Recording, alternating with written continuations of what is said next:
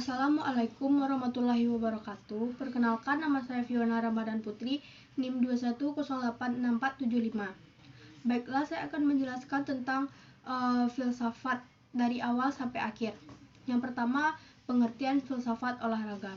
Filsafat olahraga adalah suatu studi yang membahas tentang keterlibatan manusia dalam aktivitas jasmani.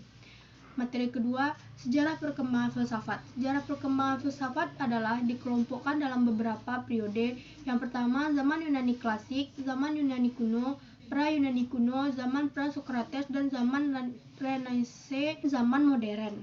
Baiklah, materi selanjutnya memahami cakupan wilayah studi filsafat. Terdiri atas 3.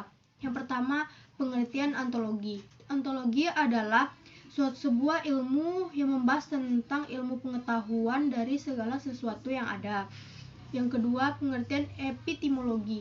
Epistemologi adalah cabang filsafat yang membahas tentang pengetahuan.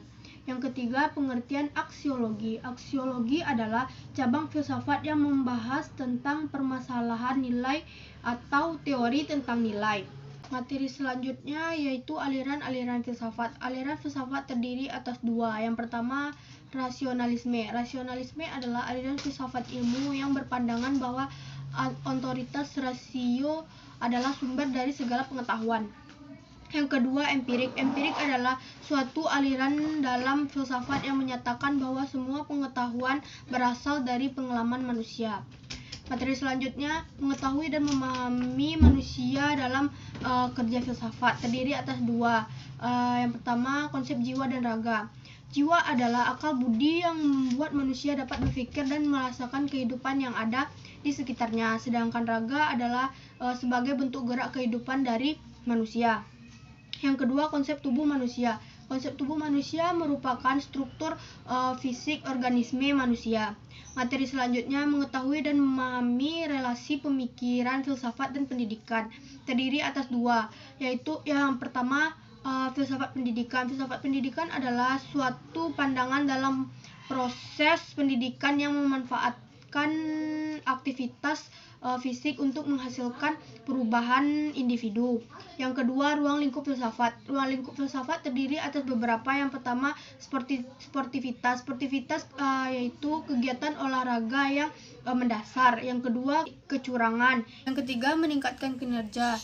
Yang keempat, olahraga yang mengerikan dan membahayakan. Baiklah, materi selanjutnya yaitu tentang play dan game. Play adalah suatu gerakan aktivitas yang dilakukan secara sukarela. Sedangkan game adalah yang berasal dari Inggris yang memiliki arti bermain.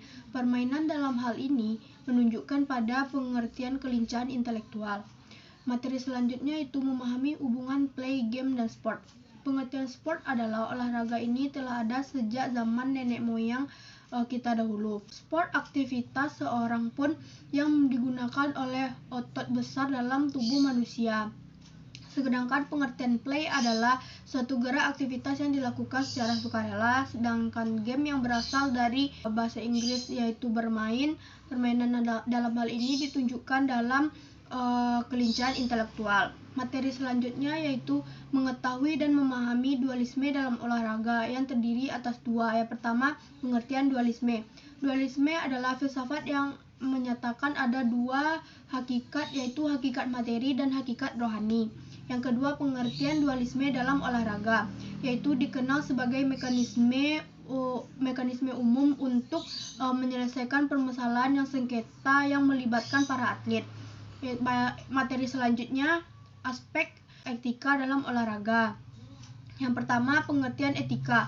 Etika adalah berarti ilmu tentang moral atau karakter, sedangkan moral adalah dikaitkan dengan motif.